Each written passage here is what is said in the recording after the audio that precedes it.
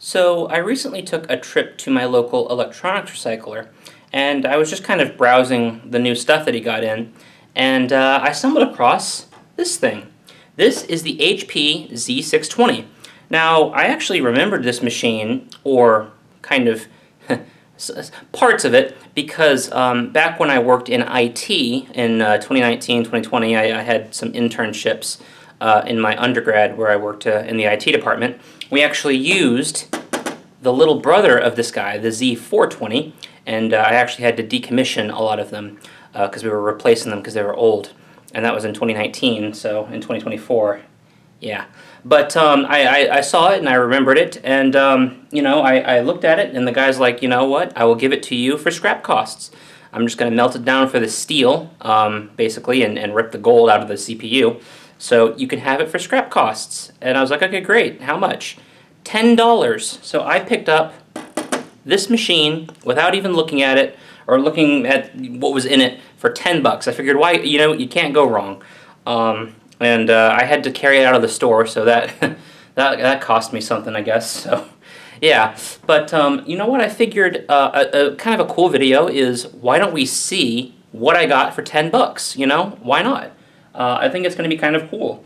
And it's since I'm very familiar with the Z420, which is, like I said, the little brother of this guy. I'm very familiar with the architecture of how these things are designed and kind of how they work. So it'll be a good trip down memory lane, I suppose. So let's take a look at it. So this HP Z620 was actually released in 2012, and it was actually part of the Z line. Now, this Z line from HP was actually their attempt at answering Dell with their XPS line. Now, XPS at the time was basically Dell's kind of workstation tier of desktop computer, and HP responded with these, the Z line, the Z420, Z620. I think there were a couple other SKUs besides just those two, but those were the two that I know of. And the idea is that these were desktop computers intended for businesses and schools that were workstation capable, meaning they had, high-end Xeon CPUs that could use ECC RAM. They had support for larger amounts of RAM. They had usually workstation graphics cards included, like NVIDIA or AMD, Quadros, or whatever AMD's version of that is. FirePro, I think at the time FirePro was AMD's workstation cards for CAD and 3D work and scientific computing and writing CUDA. These weren't gaming machines by any means. These were meant for doing work, CAD work, engineering work, programming work, all that kind of stuff, scientific work, basically. That's what these were for.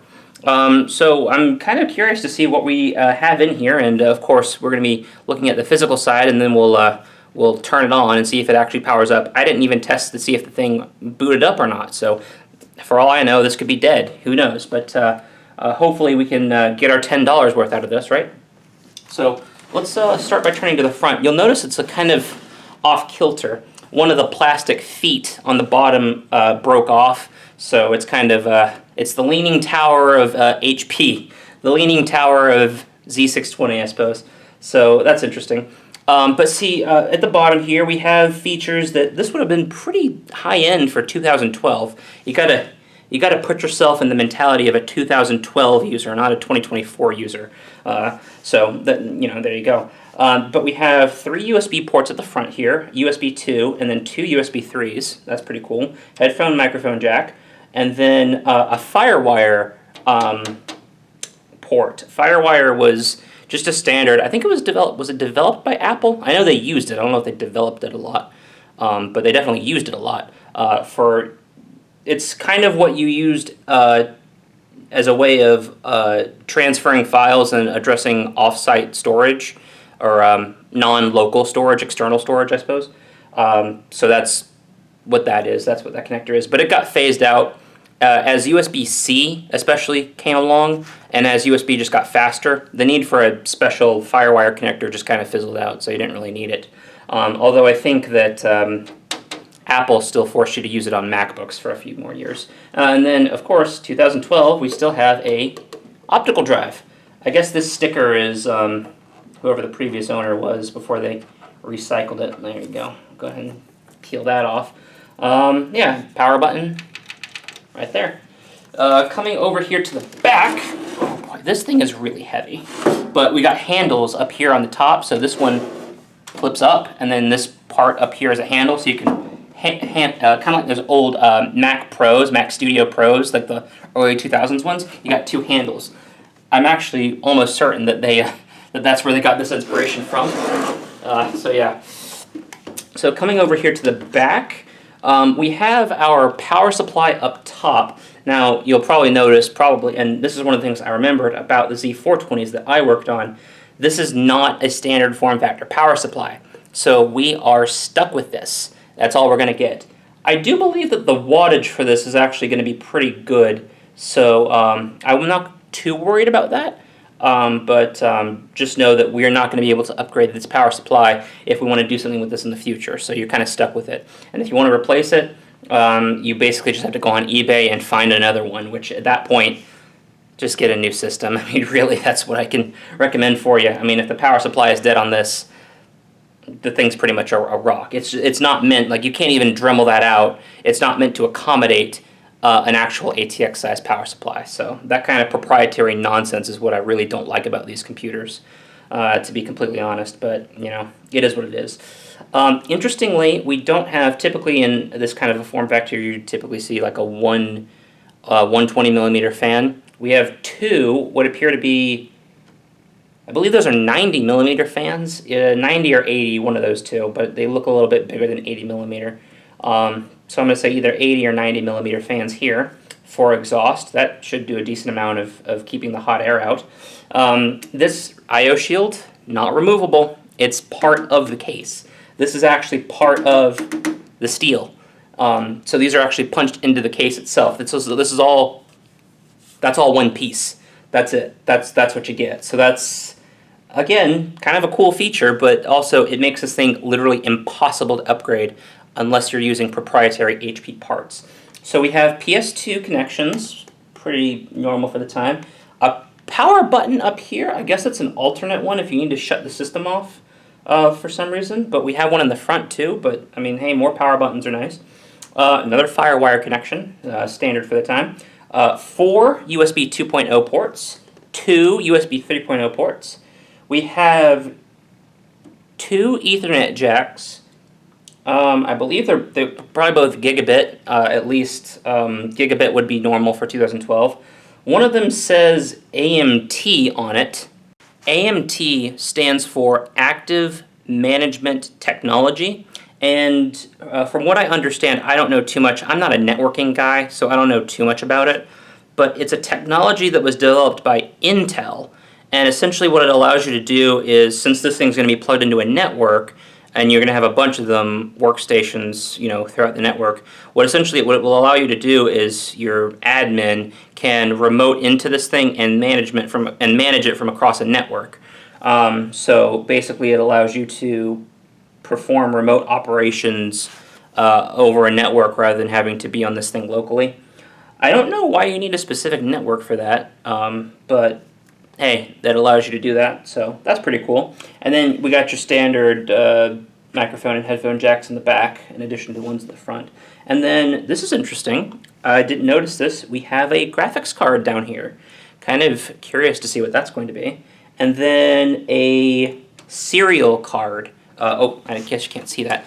Down here, oh boy, serial card at the bottom. So I assume that if it's a serial card, serial is used for scientific pieces of equipment. It's also used for some kind of older school connecting to servers in some way. Typically, I've seen serial to USB cables that were used to debug network switches or to see what was going on with network switches if you needed to remote into them or hardwire yourself into them. So I'm assuming that this is for one of those purposes. This is probably in some sort of scientific setting, I assume. Okay, so we've looked at the outside of the system to see kind of what features it has. Let's take a look at the inside. So it's actually kind of cool. You have this little hinge here. This whole thing is steel, so it's like nice and rugged. It has a key lock on it, but unfortunately the key did not come with this thing when I bought it. But you can just pop this open, just kind of comes out like that, and then we have access to the inside. So that's pretty cool. I have not taken a look inside of this thing yet, so I'm kind of experiencing it for the first time. This thing's pretty neat. So everything looks to be pretty toolless. So I think this little lever here is on the power supply. If you pull this out, I'm assuming, oh yeah, that just makes the, well, it's connected to all the cables, but I'm assuming, yeah, you just pull that out and then you can push it back in as far as it'll go.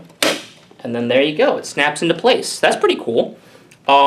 These are hard drive trays. These are a little bit different than on the Z420s, but let's see how these work. So we push this lever down, okay, and that pops out this handle. Then we pull the handle out, and then you can put your hard drive in there. That's pretty cool. I don't think this thing has any storage in it because it was being recycled, and they probably had to destroy all of the storage for you know, security reasons, obviously. Especially if this was in like a scientific environment or like a factory. Yeah, there's no way that they would let this thing leave with storage in it. But that's a pretty cool mechanism. I haven't seen it done that way before, but completely toolless. And then, oh, that's neat. So if you can see right here in the back, that actually has a SATA backplane. So what you would do is you put the hard drive in here, then you just slide it on in there, and you don't have to run a cable. It's like a server. You put it in there, and then the drive, the SATA connectors on the drive, just plug into this backplane, which I assume through one of these cables connects it to the motherboard. That's pretty cool. So it's completely toolless. You don't need to run SATA cables or like anything with the power supply. That's pretty nice and pretty well thought out. And it goes to show you how with this kind of like enterprise level gear, you know, they're really, it's not like a gaming PC where they're really concerned about, you know, how easy this is to fix and to work on it if you need to, because like, you know, in these types of environments, downtime is everything. So having a system that's very convenient to work on makes a lot of sense and is vital. So that's pretty cool. So if we just push it back in, I'm totally nerding out over this thing, but I'm telling you, it's really cool because you don't get to see this in like, you know, consumer PCs today. So if we just push it there, okay, and then we just do like that, and then it's good to go. You're good to go. Pretty cool. Awesome. And then I assume this is how we take out the optical drive, the DVD drive, 5 1/4 inch drive. Up top, that looks like a speaker of some sort. All your cables are managed out throughout the back. Can you take the back panel off? You cannot. It's like bolted on there. Okay. So no seeing the back side of this, which is okay. I don't really want to. Okay, neat. So let's see here. What do we want to do next?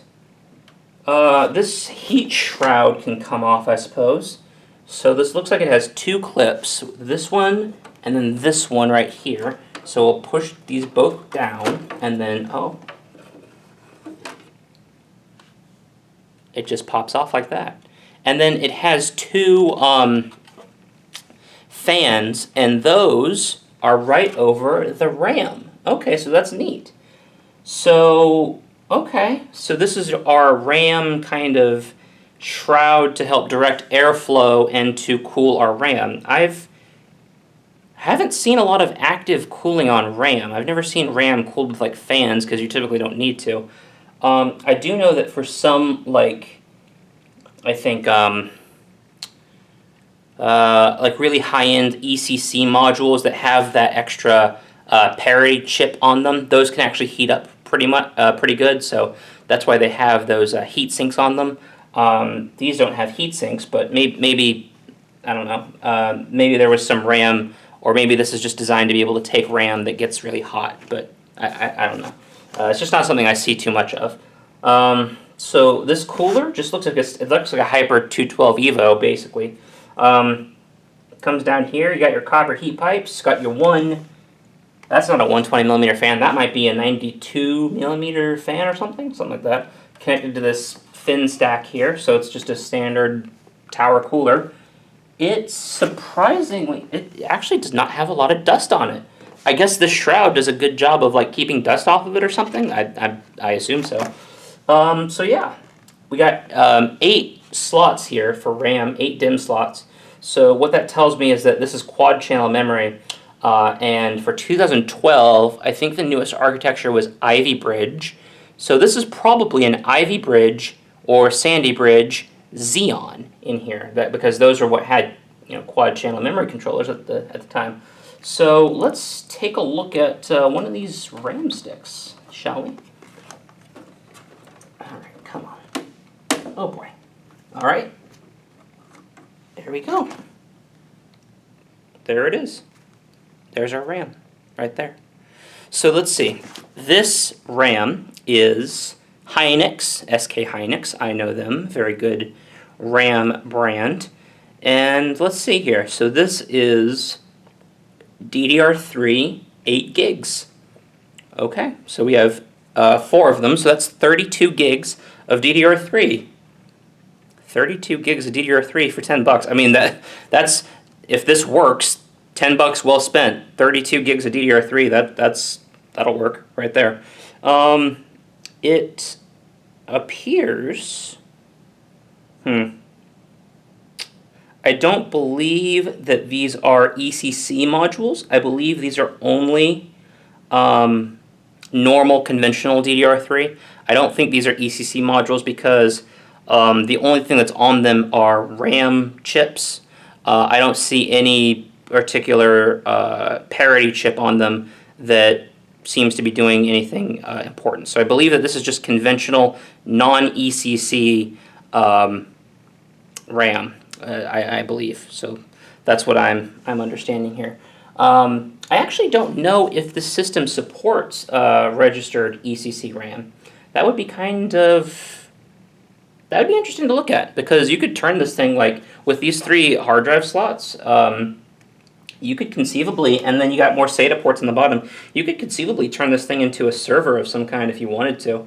So if it supported registered ECC RAM, you could get like 64 gigs of capacity on this thing. That'd be pretty sick. Maybe, did DDR3 go to 16 gigs on registered ECC?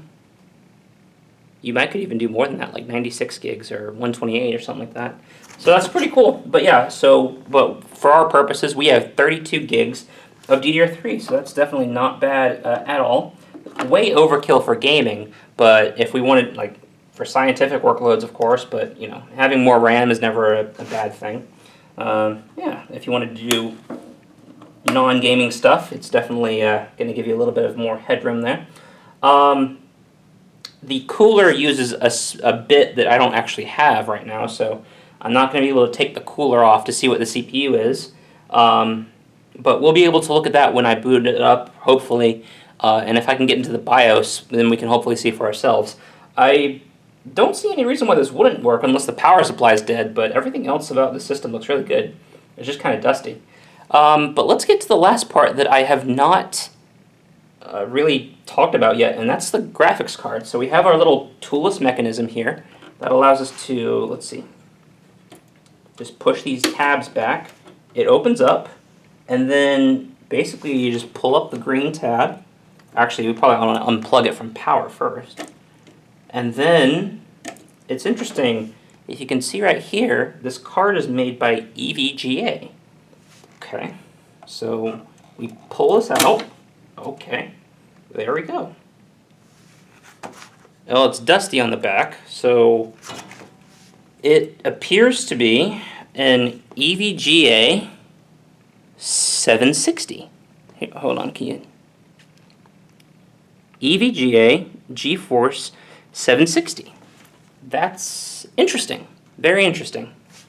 When I first discovered that this thing had a GTX 760 in it, I was really curious as to why that was the case. When I worked on the Z420s, when I worked in IT a couple years back, they came with NVIDIA Quadros that were just from NVIDIA. They didn't have any kind of board partner branding on them. And I don't believe that HP ever partnered with EVGA officially at any point, so it led me to believe that this GPU was a later addition and was not part of the configuration from when HP shipped it. So I have to assume that whoever bought it from HP added that graphics card in after the fact. But I wanted to get your guys' opinion and see what you think. Because, again, I don't know, and I couldn't find enough information online to determine whether or not a 760 would be part of the configuration that you could potentially order or not. So let me know what you think down below, because I'm kind of curious as to why a 760 ended up in this particular computer. So what I'm going to do now is get this thing plugged up, powered on. Hopefully it'll power on, and then hopefully we can look into the BIOS and see what exactly is going on with this thing. Okay guys, I got it all plugged up.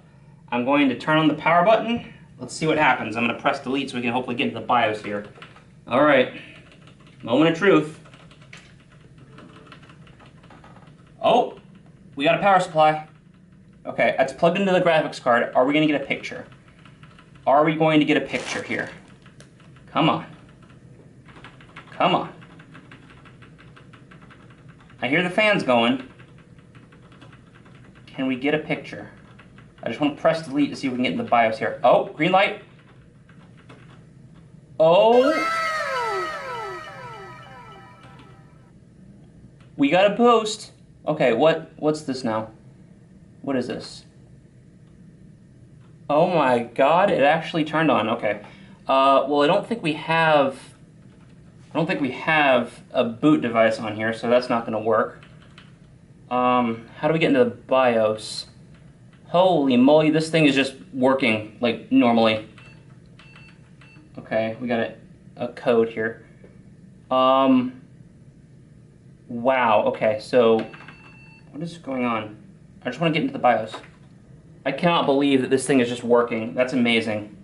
Alright, let's see here. Holy moly, we just got into the BIOS. Okay, so it's apparently, it is F10 to enter the BIOS. Usually it's like delete or something, but it's F10 that you have to hit to get into this BIOS here. So let's take a look and see what's going on with this computer and see what we have going on here. So we can actually see like what all is in here. We looked at it physically, but I want to see what we have here, and looks like this display, this is system info, so this shows us what we have. So HP Z620 workstation, that's true. 32 gigs ECC UDDR3 at 1866 megahertz. Okay, so I appear to have been wrong. The 32 gigs in this computer is ECC, but it says UDDR3, so I guess that's just unbuffered DDR3 or UDIMS, UDIM DDR3. Interesting. Okay, cool. So that's error correcting memory, so that makes sense. If this was going to come out of a scientific environment, you'd want that extra level of fault tolerance. That makes sense. So we have our, okay. So we have our those two Ethernet ports in the back. Those are showing up right here. We have one for management, and then just the normal one. Okay, system BIOS, that's the version number.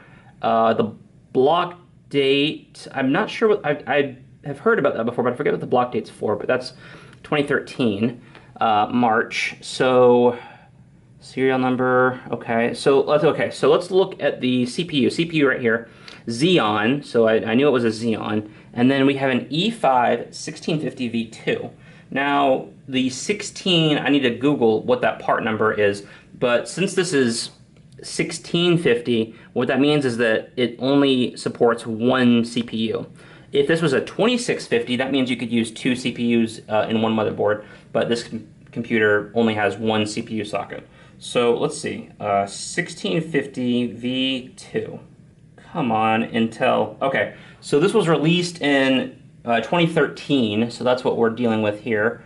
This is, okay, I was correct. This is an Ivy Bridge chip. So this is an Ivy Bridge architecture, and it has 6 cores and 12 threads. So it's a 6-core chip with hyperthreading, and it's running at 3.6 or 3.5 gigahertz.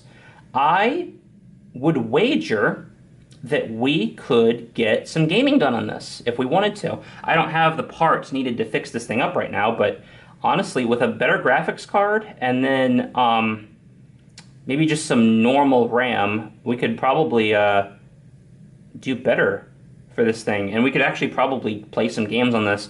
I mean, this is an Ivy Bridge CPU clocked at 3.5 gigahertz, so that's going to put it in line with like an i5 3570 or like a i5 2500K or something like that. So it's going to be comparable to one of those chips that, for the longest time, those were gaming powerhouses. So yeah, that should be able to play some games. Of course, we can't overclock this thing, so that sucks. But still, that speed should be fine. And then got our cache down here, 64K of level 1 cache. That's interesting. And then it's actually kind of cool how you can see how each DIMM slot is populated. So it shows we have 4 8 gig DIMMs in each of the slots for a total of 32 gigs. So that's interesting. So that's our system info about. That's just copyright stuff. There's not a lot in this BIOS. Storage options and boot order, but we don't have anything in here. Security stuff, I don't care about that. Power management, hardware management, thermals, okay. Interesting, okay. And that just seems to be more fluff. All right, cool. So, yeah, that's pretty cool. This thing just works. And I paid $10 for this. That's kind of incredible.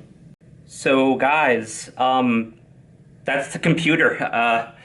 I saved that from a scrapyard for $10, and I got a 6-core processor, 32 gigs of RAM, a GTX 760, and I mean a fully functional desktop. Basically, I'm just kind of blown away at how successful that was, especially when the graphics card actually worked. That was absolutely insane.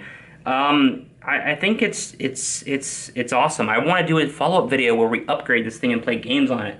That's going to be really fun. That would be really cool, I think. Just to see how these old Xeons can actually keep up with some games, even some modern ones. That'd be cool. Yeah, that'd be interesting. But I think it's also kind of.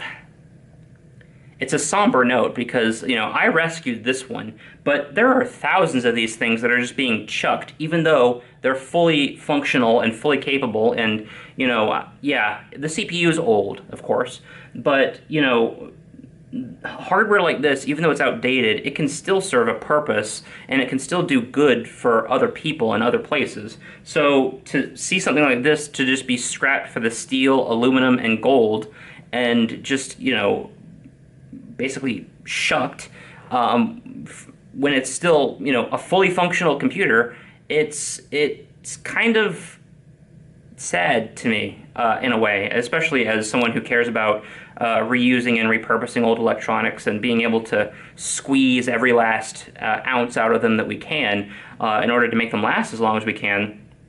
That's why I do what I do. That's why I became an engineer, and that's why I really care about product design and making the most out of these products and designing products for longevity. But,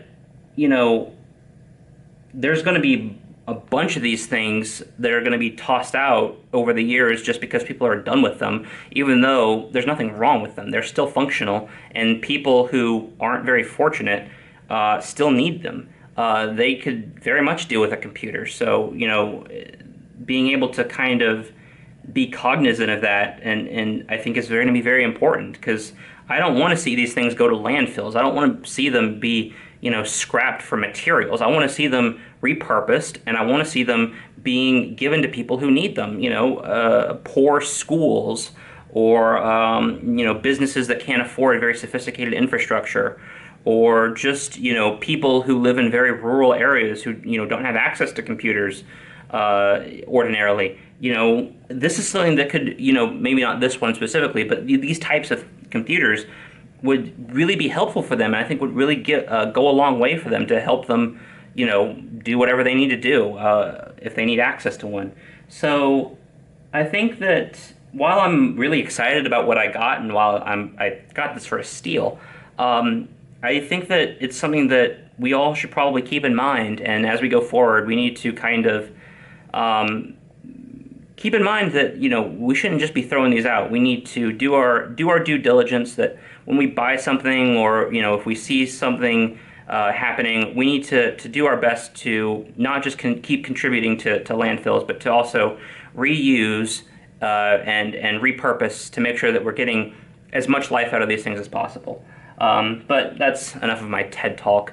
I really appreciate y'all watching the video. It was really fun to take a look at this thing. It's kind of a trip down memory lane from when I worked in IT and I had to work with the 420s. It was pretty neat. But let me know what you think. What do you want to see me do with this thing? Any ideas? Any parts recommendations? I'm totally open to anything, but I think that this would be a really fun follow-up video to make. I don't have anything on hand right now, but in the future, of course, I'm gonna hang on to it. But yeah, let me know what you think down below. Leave a comment, and I think that's gonna be about it. Thank you guys so much for watching, and we will see you next time.